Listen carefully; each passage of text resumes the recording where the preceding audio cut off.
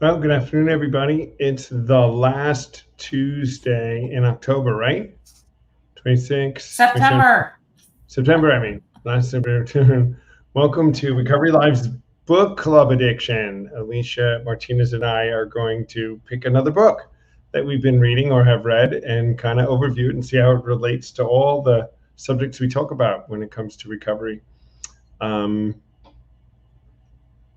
I But am not first, in New where Jersey today. are you? Yeah, I am not in New Jersey Where are today, you? even though my thing says I am. I am actually in Delray Beach, Florida today, meeting with some organizations who are really interested in partnering with Came to Believe Recovery as one of the tools that they'll use in their organizations up and down the East Coast to help people jumpstart their recovery. It's just one of the tools. So it's been great meeting with them and having some opportunities to discuss different missions, and also that's what I'm doing. And we have more meetings this afternoon, and then another big meeting tonight, and then I'm back to New Jersey tomorrow. Um, we did the San Gennaro Festival, Alicia. Oh, that's right. I haven't talked to you in a long time. How did Yeah. that go? So we came back, guys, from Nevada City. I did anyway. The retreat that was fantastic, and that Thursday I had an opportunity to go set up a Came to Believe Recovery kind of information table down in New York City, right in midst of the San Gennaro Festival, which is a huge Italian festival where they close the street, Mulberry Street, from Canal Street to Houston Street. So it's like a half a mile street closed. And they have, excuse me, they have games and they have food. Mostly it's food. You'd hate it, at least. You just walk up and down. It's sausage and peppers, like the best sausage and peppers you could I ever can buy. eat sausage, Yeah, but and stay pepper away from without the the bun, other stuff. right? Without the Mm-hmm. bun. So if you guys want to know how economics are, take a guess how much a sausage and pepper sandwich costs at the San Gennaro Festival, Alicia. $14. 20. Oh, I you know. could buy it at Costco for $3. Yeah. So anyway, we went down, and because we were set up at Old St. Pat's Church, which on 32 Prince Street is a facility right across from Old St. Pat's Church, but aligned with the church, it gave us some people knew what that was. So we weren't just like people on the corner setting up a booth. We were people that were clearly affiliated, or if at least endorsed by that big organization. And we had a great time. We had fun. All the people walking by, and people took flyers, and people didn't know what we did. And we had, like we have in these things, I think, is people that run, social workers came by. I'm a social worker. I'd love to add this into what we do. And I run this thing over here, and I'm working at this hospital, and I'm working here, along with people saying, my brother-in-law is a drunk. He needs to come to something like this. You get all of that. Mm-hmm. So it was great. It was fun to do and great to have some more awareness in New York City. Now, we were supposed to do it Saturday too, but Tropical Storm Ophelia had different ideas. Was the whole thing canceled? Well, I don't know if the San Gennaro Festival went on. I mean, I think we Oh, could have gone if we wanted to and set a tent up in the rain. They didn't tell us we couldn't go, but we knew that nobody would come. I mean, it right. was Who was there with you a couple the of our one day? volunteers. Marty from Long Island and his wife came, and he brought another volunteer with me. And Lisa was going to come in on Saturday to do it. Mm-hmm. We Then the just figured, storm. yeah, people weren't going to come for that. We could have set up a tent. So we decided. But the opportunity to be able to have an awareness table in that type of setting was fun to do. So that was an event that went on. And our next retreat is Schooley's Mountain, and it's October 6th through 8th in two Schooley's Mountain. weeks, right? It's in 2 weeks, right? Hackettstown, New Jersey, um, which is up on the mountains so it's the highest mountain in Morris County, where the retreat center is at Liebenzell Retreat Center. So there's still opportunities for you to do if you're in the New York, New Jersey, Pennsylvania metropolitan area. Uh, Go on our website, and click on that link and come and hear the steps the way the founders did it. Learn about the spiritual principles that backed this program and where it all came from and how you can put them to work in your life. And maybe you too could have a life-changing experience and grab some freedom if this is the thing that you've been waiting for. After that, we have a Bay Area commuter retreat. What does that mean? Commuter retreat. You say, what does that mean? It means you commute back and forth. You can go home, but you got to come back. And that's in the Cupertino area. Now, what's Cupertino, right? If everybody that's not there, that's just outside San Jose, guys. So it's in between like San Francisco and San Jose, but closer to San Jose. So they call it the Bay Area. But it's Cupertino, so it's a Bay Area retreat. And there's still openings for that. We'd love for you to come and see our gang out there on the West Coast. Then we're going to be down in Leesburg, November 3rd through the 5th. And that's the one we're kind of promoting down here this time, Alicea, while I'm here in the Palm Beach area. Yeah, with this. A bunch of people took flyers last night at the event we were at, and we'll push it again tonight with events. So there's some recovery group leaders with big reach down here in this Florida area who are very interested. So we assume to get lots of people for that. And then Malibu, 8th to the 10th, which is another California retreat. But that's Southern California, so it's like a different area. I'll be at that one. Right. Alicia's going to be at that one. And then we have a few others in the works, guys. Casera's in the background working with Reverend Bobby to do one. It's the Long Beach area is where it is. I forget the name of it, but it's in the Long Beach area that we're going to do another commuter retreat, I think, where it'll be a hybrid, some commuters, some not. But Cass is working out details right now. But I know that she's very interested, Reverend Bobby. We've met her several times. I've met her several times in bringing our message in because she feels like there's so many people who would resonate with it and that she wants it to be an option of all the things she's doing. She wants this to be one of the options too for people. So she's very open, and we get along just greatly. When we were there, poor Dara, because Reverend Bobby reads all the same books you and I read, Alicea. So we start reading, did you read this? Did you read that? And we're like, Dara's like just sitting there twiddling her thumb. But it was fun. So we have that coming. Then we're going to have our virtual retreat in January. So if you guys are listening and wondering, a retreat for you, right? And they're coming and going. They're coming on a lot.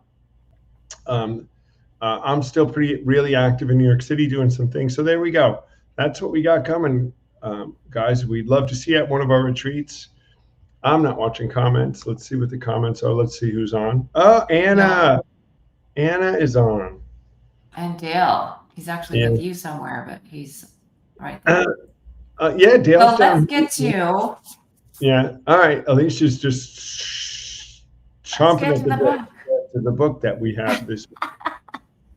Atlas of the Heart. Yeah. Tell us a little bit about it, Alicea, so we can get this. Well, I did get a blurb. So this is what it says. Like, if we want to find the way back to ourselves and one another, so we're one with connection, we need language and the grounded confidence to both tell our stories and to be stewards of the stories that we hear.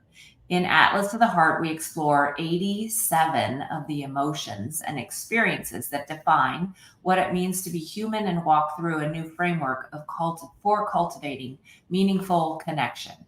This is for the map makers and travelers in all of us. So in that, I mean, it was so many emotions that, like Tom and I were talking before, like most people, and she said, most people they interviewed said, what emotions do you feel? And everybody said happy, sad, mad. And that's probably what I would have said as well. But she defines and goes through examples of 87, and then they're all in sections though, like the sad ones here, the here and here. So we just wanted to talk about that.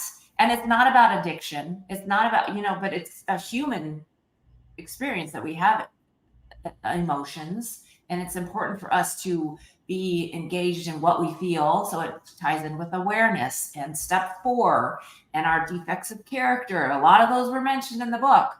And step 8 and 9 and fear. So we wanted to just touch on those to to bring it out there, and that it's not a book on addiction, but everybody could benefit from knowing and being aware of emotions that we have. Because many of this, there are some that I never even heard of, like hubris. I don't even know what that is. But yeah, you're the one that found it, right? Or Sue probably told you to read it, and then you told me to read it. Right. I think you found it first. Yeah, well, I know Brene Brown. Yeah, but Sue Foreman is the one who suggested it. She suggests a lot of the stuff we read, and it really doesn't it kind of reads like a textbook to educate you on what all these emotions are. Yeah. And to put definitions to feelings. And I found that it really did, like you're saying, we think we're happy, sad, or mad, and that's all we know how to deal with. But well, at really, least we're that. But right. Then the next step would be like, is it despair or fear? Or, I mean, there's so many words there. Right. So I'm off on my screen, guys. So I'm with you, but I'm looking, and there are, when we say, let's say when we're hurting or we're mad, right? Where we have anguish, we're hopeless, we're despair. Sadness is within that, right? And grief. But what is it when we're mad? Are we in anguish, or are we hopeless, or are we in despair? Are we in grief? Like, it's more than just being mad. And if we can't identify that, which it is, we are less equipped to do something about it. Like you were saying. Yeah. But not that, and she went into a lot of too, like, we don't want to avoid or stuff the emotions, but if we have words and language to talk about them, then maybe we can mitigate it or understand why it keeps happening or help other people. So it's just like a deep dive into all that kind of stuff. Just so fascinating, isn't it? Well, it's and I love that you said, and that's the truth. It's and Sue would say this, it's the language around it. Most of us say, well, I'm just sad. Well, that's not the language. You're not sad. Let's talk more about that. Mm-hmm. Yeah. Where's it coming from? What happened? Right. What are you making it mean? Right. Yeah. And then what, if anything, do we do about it? And you can't, I'm just sad. Well, I know that for me, I'm usually not just sad. I'm disappointed. I'm dejected. I'm feeling less than. It's more that makes me sad. If I just say I'm sad, people go, oh, I'll just feel better. Wait, there's more to this. So this book, guys, gives you definitions for all this stuff and some dialogue around it, around how this expresses itself in all of our lives. And then once we know about it, we can use it. I mean, it really does work like for a while, Alicea, after I read it, I had it kind of sit next to my bed and where I'm in my office and flipping through it, reading the definitions again and trying to study and learn it better so that I know better. So it's a really, really great resource. So I think what we should do today is let's talk about a few of the things and some of her definitions, which we find interesting, right, Alicea? Yes, and you will too. But big ones that we see at retreats and in real life, like resentment, anxiety, fear. So I thought we would talk about the big ones and see what she said about them, and then kind of go from there. So which one do you want to start with? How about fear? Okay. Like the root of everything. Yeah. So she put, her definition is never feeling extraordinary enough to be noticed, to be lovable, to belong, or to cultivate a sense of purpose. That's the underlining. That's what fear is. Never feeling extraordinary enough to be noticed, to be lovable. So that that's way deeper than just, oh, I'm afraid of people. It just shows you, because I feel like I'm not lovable, or I don't have a purpose, so I mean, there's just so much in there, not enough to be noticed because of something that probably happened in my past or a story that I'm holding on to in my head. That's not true. So what does anxiety, what's her definition of anxiety? Because it's in the same category that fear is in. Yeah, anxiety is an extreme level of cognitive and or emotional stress, can be temporary state or a personality trait, which I thought was interesting. Because you can be anxious for a second, but some people, though I think we would probably disagree with that because they're claiming it as an identity, right? If it's a personality trait, doesn't that mean they're claiming it? We say that that can be removed with step 7.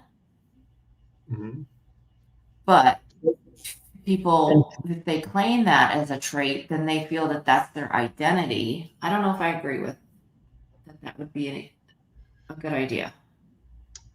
So what is dread and despair? What does she call those? Dread. And these despair is we're suffering and we don't think there is anything we can do about it. So we see that a lot with people. Yeah, think about that under fear. When we go back and read that definition of fear again, an extraordinary feeling that we're not extraordinary enough. And read this. What was despair again? Suffering. We're suffering and we don't think there's anything we can do about it. Right. So that's like the mindset stuff. The fixed mindset is I'm stuck here. It happened to me. I can't do anything. Rather than what's the other one? Not growth mindset or getting into the solution, not the problem, which we teach at retreats. There is something you can do about it. There's something. 50 million things probably, though. But if you're in that, we can't just say that to somebody. That's not very empathetic, which is another thing she talked about. Right. All right. So I think it's worth. I'm looking something up. Something else. Yeah. And I've definitely had the feeling of despair. I'm sure you have too, haven't you? When I thought that I'm just stuck in it and I didn't want to live anymore. There's nothing I can do about it. Obviously, I was wrong because here I am. Yeah.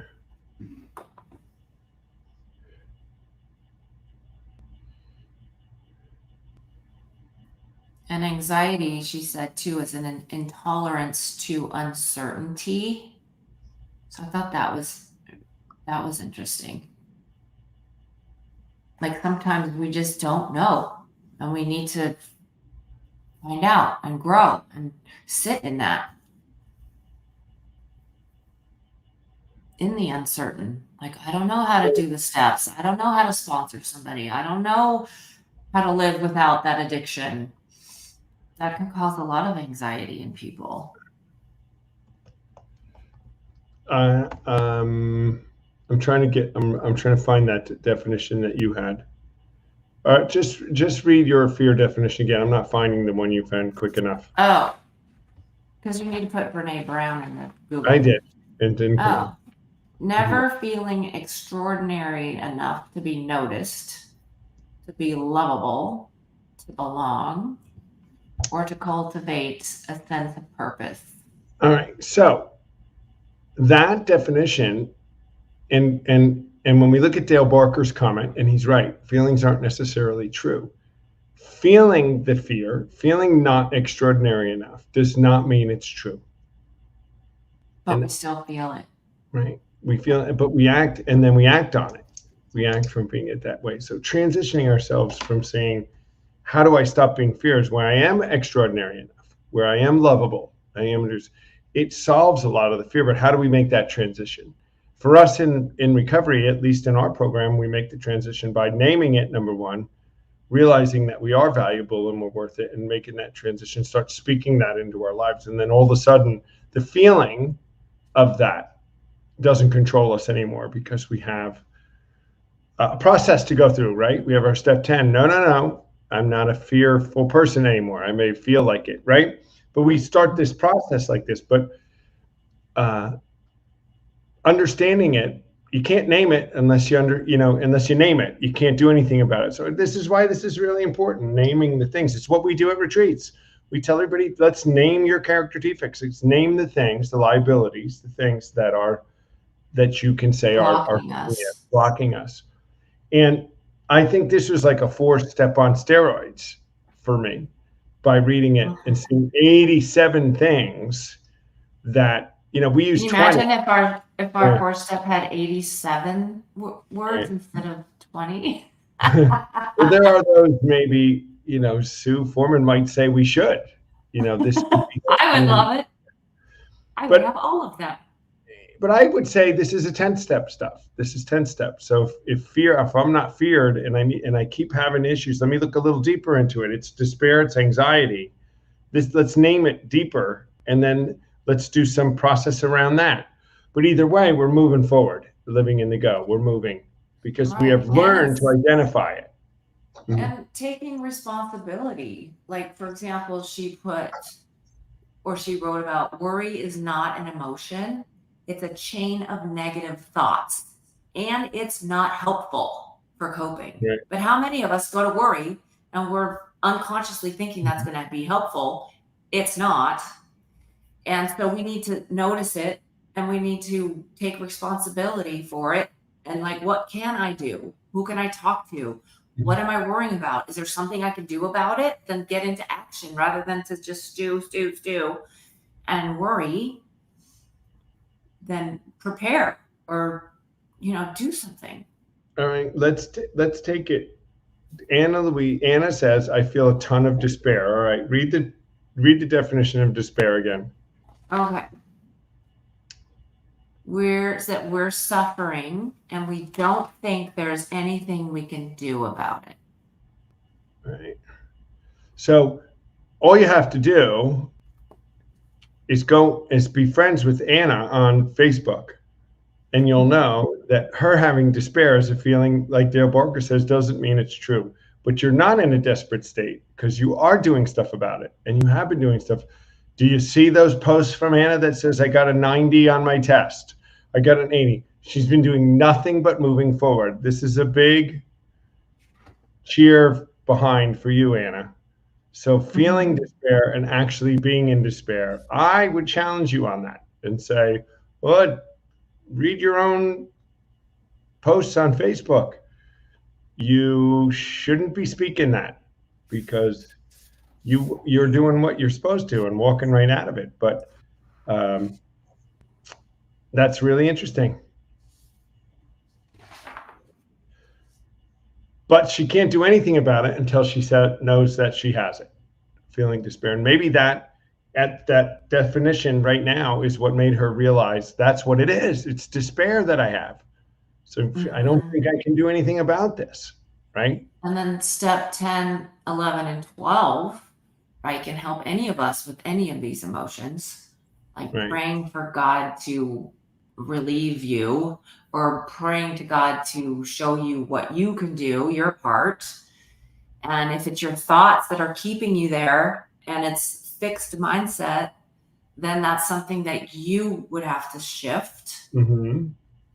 And maybe get counseling. I mean, I went to a lot of counseling, couples counseling, and on my own. Maybe that can be helpful. Reading books or going to more meetings, but not just drunkalogs and getting pity and staying in it. Like, go forward somehow. And Dale has really highlighted one of the profound fears that's totally legitimate. And I just saw it. Not getting. Is there a Starbucks near you? It's crazy. It's a terrible fear. It's terrible. It's paralyzing. Will you be able to find a Starbucks later? We will. You will. Yeah. Okay. Well, then it's in the future. Right. Anyway, that's funny. Let's talk about resentment in the context of this, and then I'd love to talk about empathy, sympathy, comparison. Okay. Because they're not the same, and some people think they are in how we treat others. And I know in working with others, an empathetic attitude goes much further than a sympathetic attitude. And I think when anyone is telling you something, the last thing we want to do is hear, "Oh, You poor thing," yeah, yeah, or being one-upped, like, "Oh, that's yeah, nothing. This is what happened to to me." I me, mean, right, yeah, really? that is Or not they em- take the mic and they just take it. right, And you're right. just sitting there. Okay. You're like, they didn't hear you, Yeah. right? It's not Yeah, about. they're not. Yeah. But So resentment, yeah, want me to read it? The feeling yeah, of frustration, judgment, anger, better than, and or hidden envy related to a perceived unfairness or injustice, which I love that word perceived, because we're perceiving it and it might not have been, but because we perceived it as bad, then we're holding on to resentment. hmm. So let's go read it one more time because I want to just. The feeling of frustration, judgment, anger, or feeling better than, and or hidden envy related to a perceived unfairness or injustice. Right, for frustration and judgment. Isn't that where we go when it's Yes. resentment? It's a frustration. We're frustrated because they don't agree with us or we don't understand, and we immediately judge and become angry because of something that may or may not be true. You're right. So, we've learned today. We know that in recovery, it's the worst thing to hold on to is that fear and judgment and anger with someone's with the, what does it say, perceived hurt. Mm-hmm. Because Because it could have happened to someone else and they wouldn't even have been resentful. But because right. we are perceiving it as something against us, Hmm. then we take it.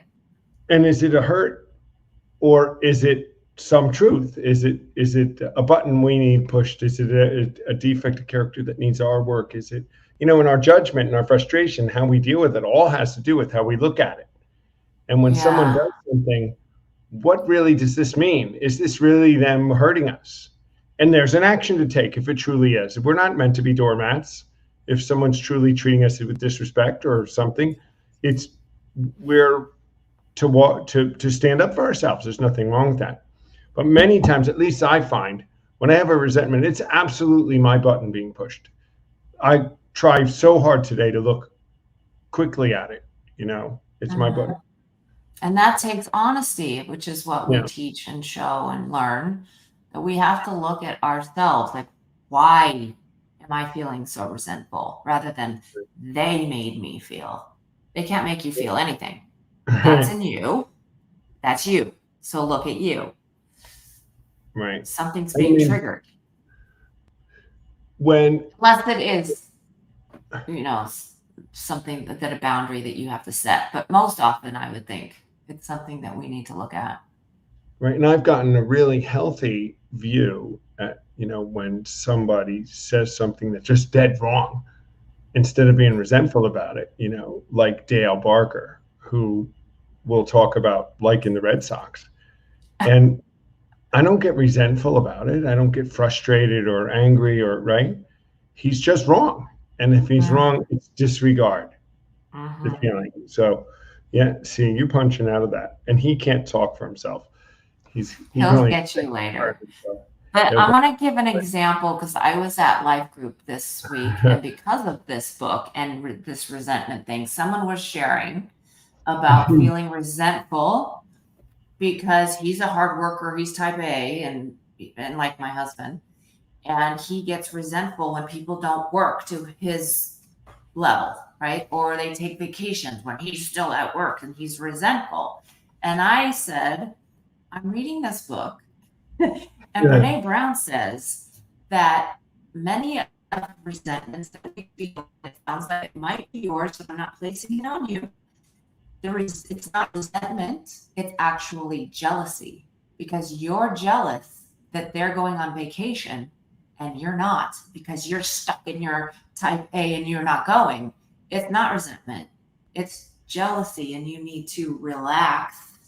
And so she does a lot of that turning in this book that's just like, oh, it might be something else. And we name it this, it's actually jealousy, which again is you have to look at yourself and you need to be honest about what you're actually thinking and saying, or you wouldn't even know. You think, no, it's resentment.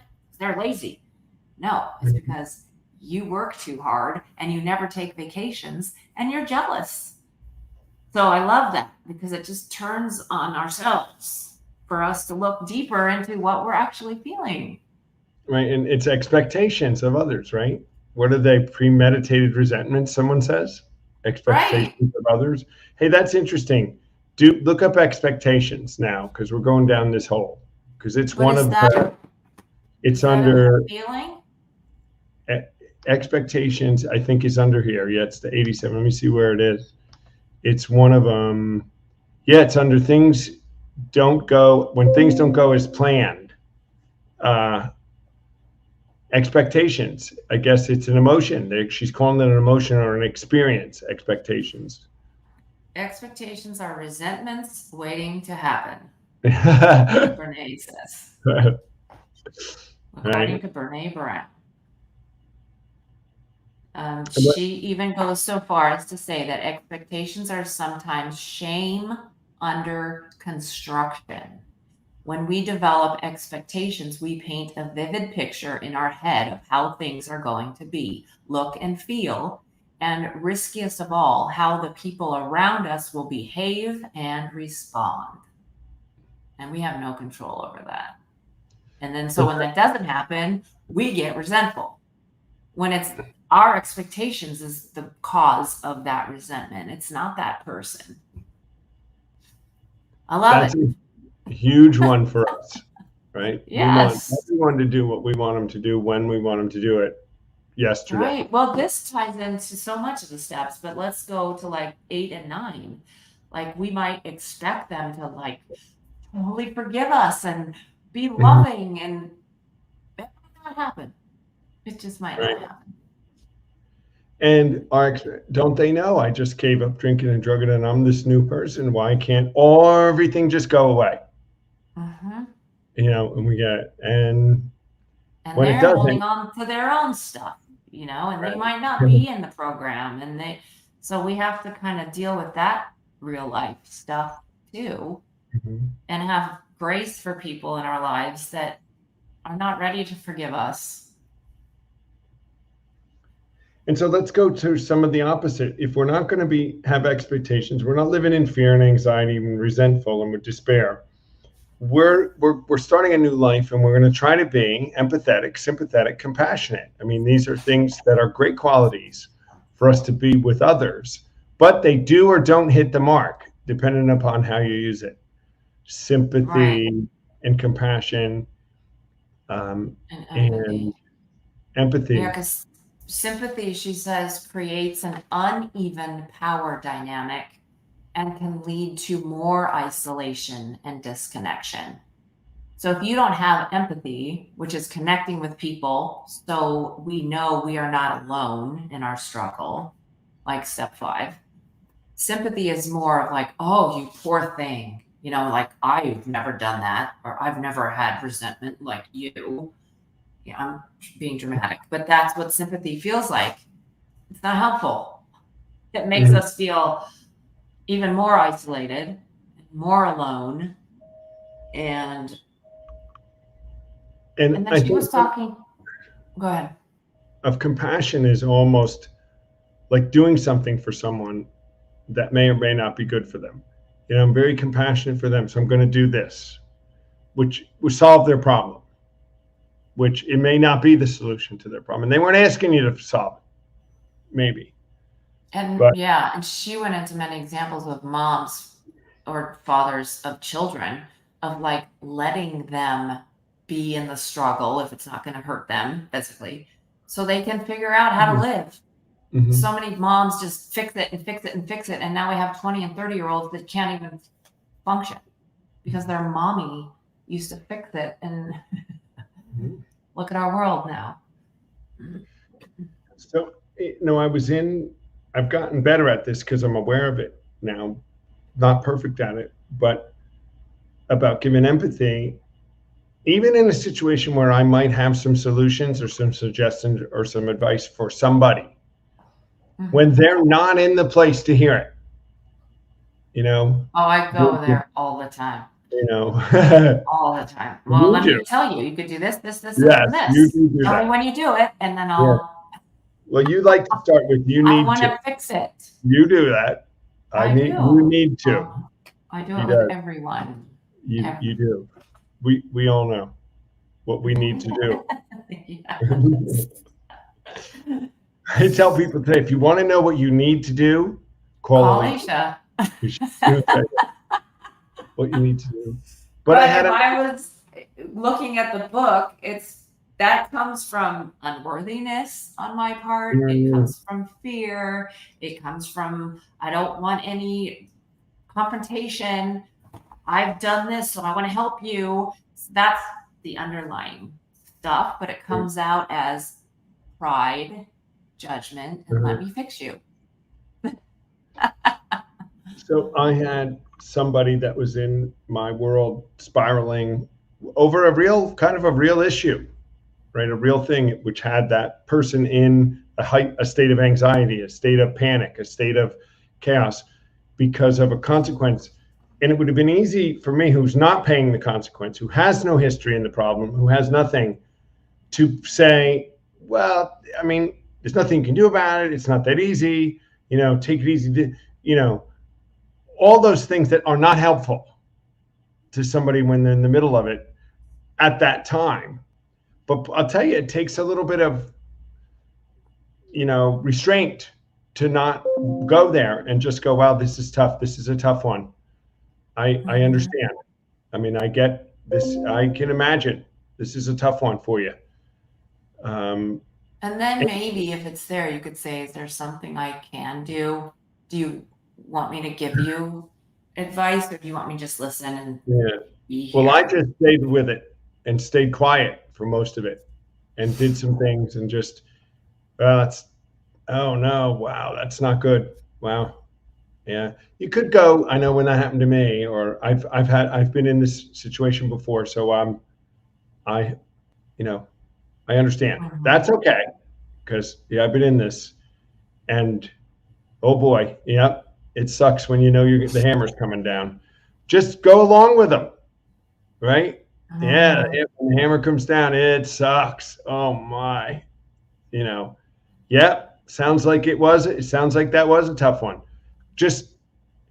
But you're right. Then 20 minutes or 30 minutes later, and some silence, all of a sudden, because they felt heard and they felt empathized with, right? Then maybe they would say, what do you think I could do about It's it? exactly what happened, Yeah. And then some reasonable suggestions are taken much better.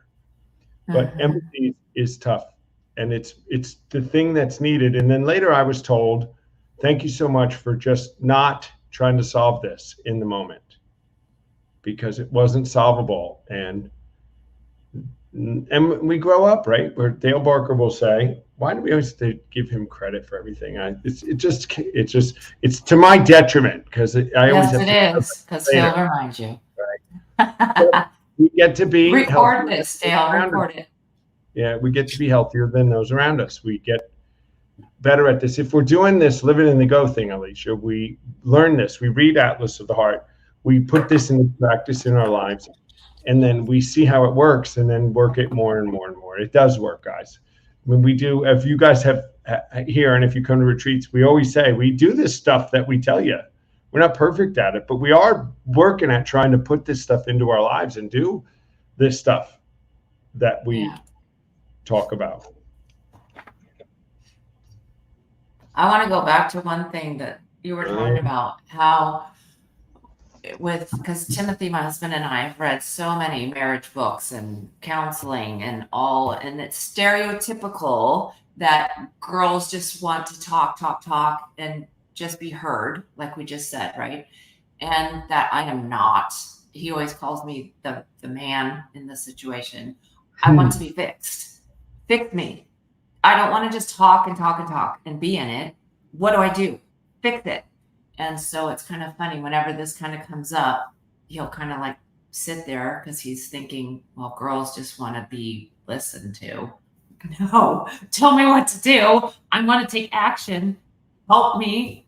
So that's I want to be fixed. So if you guys are ever hearing me complain, throw it at me. Throw me what I can do because I want to fix it. And I want to be Well, just I think in a good communication, I think that's unfair too to say that, because sometimes if you've got a really good open communication with somebody, you're not looking for it to be fixed. You just want to be heard. I just want to talk about this. I'm not expecting you to answer this. And I have said before saying something, I just prevent this. I'm not looking for an answer to it. I know there isn't one, and I get up, but I just want to, if you'll just listen, I'll struggle it out. Or I have said that actually. I've even said that. Are you last night I said, I'm just venting. Just let me get it out. Let me vent. Okay. Now fix it. And to be able to vent to somebody who gets it, it's valuable in my life. People that know, you go down a hole, to be able to just say, I just need somebody I can vent with here. Because you just got to talk. You'll hear yourself talk it and say, I know what to do. But depending upon who you do it, if you take it to the person that you have the issue with, it goes badly. And that's really not what you want to do. You just need to kind of process it through yourself and then be done with it. So I think we look back, and there was a comment about being in a faith community, being in a community of supporters, of people, mentors, and others that we can talk to. It's an advertisement for having other people in your life that are close to you that you can bounce things off of and work through these emotions. But 87 emotions from the 3 that we all think we have: happy, sad, and mad. Learning about them, reading, and just putting a definition to them can be really eye-opening. That whole book was really, really eye-opening. I waited like 2 years. Sue Foreman gave it to me like 3 years ago, I think. And it sat on my shelf. And it sat too long. I've had it on Audible, which all my books are. And Brene Brown's voice is just so amazing. And it was really cool because she's reading the book, and it was a read edition. So she would add things, and she's like, this wasn't in the book. And so she talks to you the whole time, like, let me read that again. And she'll read it again. Oh, that was so important. Let me do it again. And it was kind of cute how she did that in her reading of her Audible book. But I wanted to talk about one that we said that we don't have a word for it was a German word, but we feel it. We could feel it. And it was, I don't even know how to say it, Schadenfreude. Schadenfreude. Schadenfreude. Freud. S-H-S-C-H. Freud. Pleasure with seeing a bad person being harmed or receiving retribution. And then she said, we do have a word in English that's kind of like it, but I never heard of it. Epicaricacy, getting pleasure from the misfortune of others. Yikes. So that was interesting. She went into that kind of stuff. And it just shows us like our real character. If we're really honest, we could say, yeah, I do have that. I've done that. Yeah, they're getting there. Totally. Oh, well. Yeah. Even with the COVID and the shots and all the stuff, people on different sides. And it happens all the time. What's the Freuden for the opposite of it? There's Freudenfrau, and then there's Freudenfrau. I didn't write that one down. It's in the book. You can look up the definition here. What's the name of it? Let me give you how you spell it. It's Freuden. Freuden. It's probably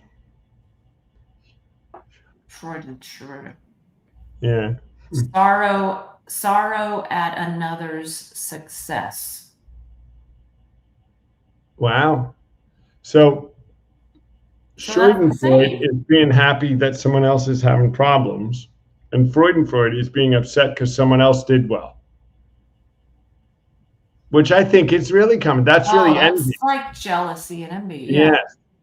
But it's yeah, all right. I get that. Envious and jealous. I can see that. I mean, I love it when the Red Sox lose badly, right?